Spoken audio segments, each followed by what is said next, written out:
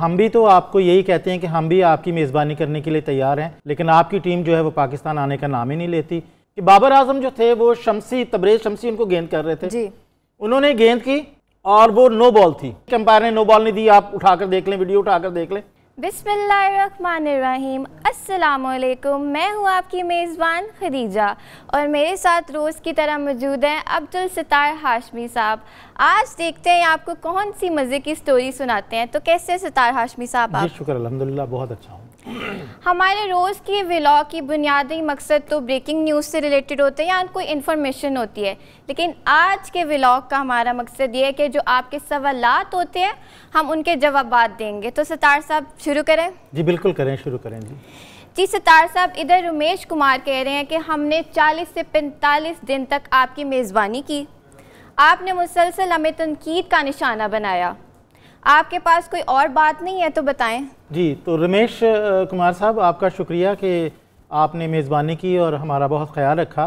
तो हम भी तो आपको यही कहते हैं कि हम भी आपकी मेज़बानी करने के लिए तैयार हैं, लेकिन आपकी टीम जो है वो पाकिस्तान आने का नाम ही नहीं लेती। एशिया कप जो है उसमें हम मेज़बान थे, लेकिन आपके जय शाह ने अपनी टीम को आने ही नहीं दिया। और अब भी हम कहते हैं कि आप पाकिस्तान आकर बायलैटरल सीरीज़ खेलें और हमारे साथ मैच खेलें, लेकिन आप तैयार ही नहीं हैं। और अगर आपने हमारी मेज़बानी का पूछना है तो अपने पुराने खिलाड़ियों से पूछें जो यहाँ दौरा करके गए हैं, और यकीन करें कि हम तो हमारे तो यहाँ जो शॉपकीपर्स हैं वो आपके खिलाड़ियों से पैसे भी नहीं लेते थे, इतनी मोहब्बत का इजहार करते थे। तो मेज़बानी अगर देखनी है तो ज़रूर पाकिस्तान तशरीफ़ लाइए।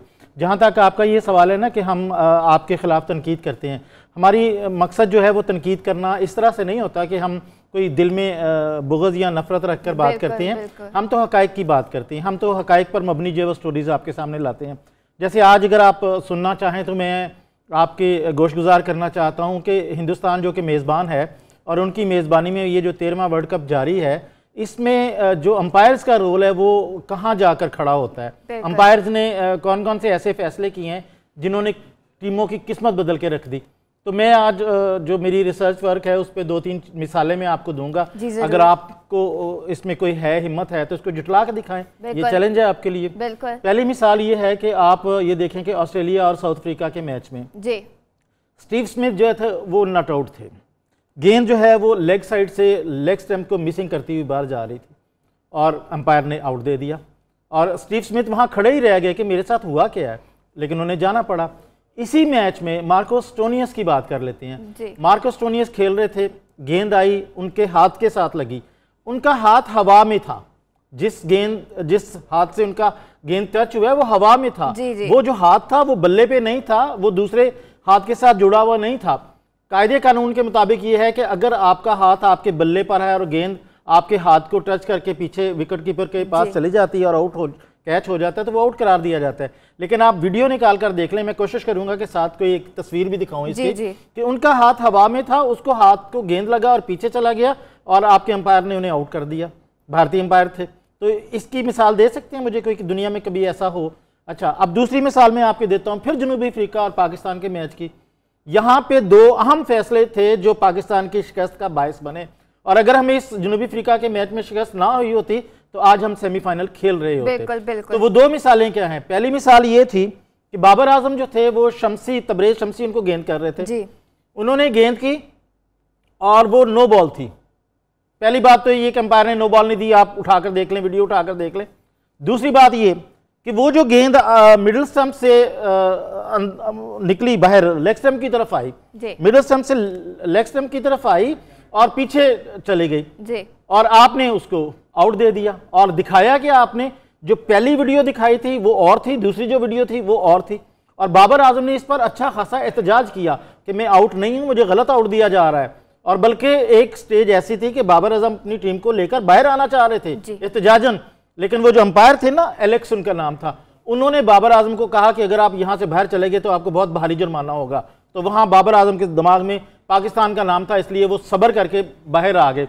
और बाहर आकर वो 1 घंटे तक हेलमेट पहने बैठे रहे कि शायद अभी बुला लें, शायद अभी बुला लें, क्योंकि वो इतना बड़ा ब्लंडर था अंपायर्स का कि जिसकी मिसाल नहीं मिलती। और बाद में आईसीसी ने इसकी गलती को तस्लीम भी किया, लेकिन हम इस तस्लीम गलती का क्या करें?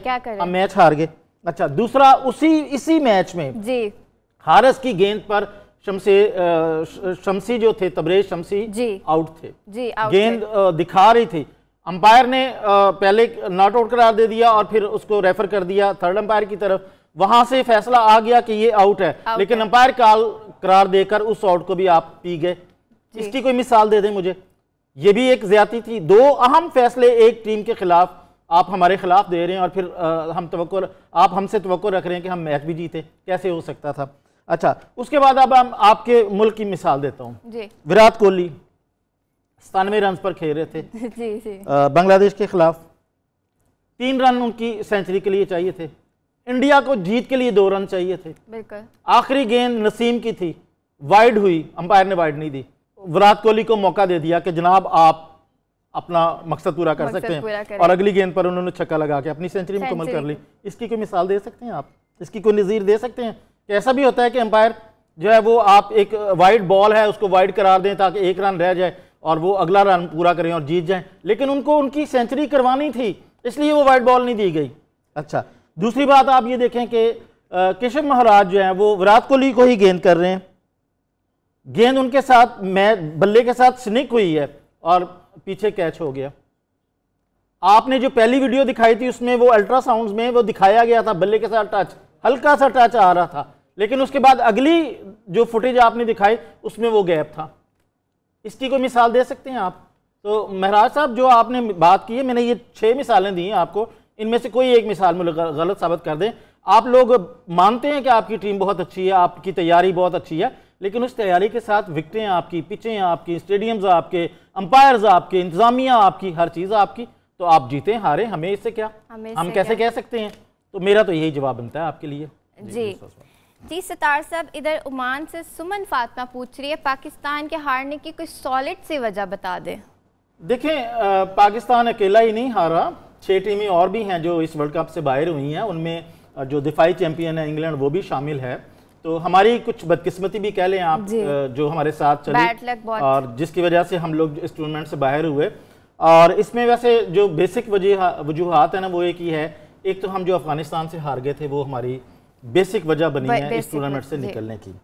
दूसरी वजह अभी मैंने बताया आपके कि साउथ अफ्रीका के मैच में 2 बड़े अहम डिसीजन जो है वो पाकिस्तान के खिलाफ आए, जिसकी वजह से हमें वहाँ मात हुई और उस मात की वजह से हम सेमीफाइनल की रेस से बाहर हुए। अगर ये दोनों मैच जीते होते, अफगानिस्तान से जीते होते या वो फैसले ना आए होते, तो आज हम सेमीफाइनल खेल रहे होते। तीसरी बात जो है वो सबसे बड़ी बात जो है वो ये है कि हमारी जो बॉलिंग है ना वो इंतहाई कमज़ोर रही, पूरी टीम में कोई रेगुलर स्पिनर नहीं था। शादाब खान ने 6 मैचेस में 2 विकेटें ली हैं सिर्फ, और हारिस ने 533 रन देकर 16 विकेटें ली हैं पूरे टूर्नामेंट में, सबसे ज़्यादा रन खाने वाले, ये एक कमज़ोरी थी। अच्छा, और उसके बाद एक और वजह ये थी कि हमने फ़खर ज़मान को देर से खिलाया, उनको कुछ मैचेस रेस्ट दिलाए, जिसकी वजह से हम 2-1 मैच जो हैं वो हारे इस वजह से। और एक आखिरी वजह जो है वो ये है कि माजरत के साथ अपने ऑडियंस के लिए कि बाबर की कप्तानी बहुत नाकस थी और उन्होंने अपने यारों दोस्तों की टीम को खिलाया और उसका नतीजा भुगता। मेरे ख्याल में तो यही वजूहात हैं पाकिस्तान के इस टूर्नामेंट से बाहर होने की।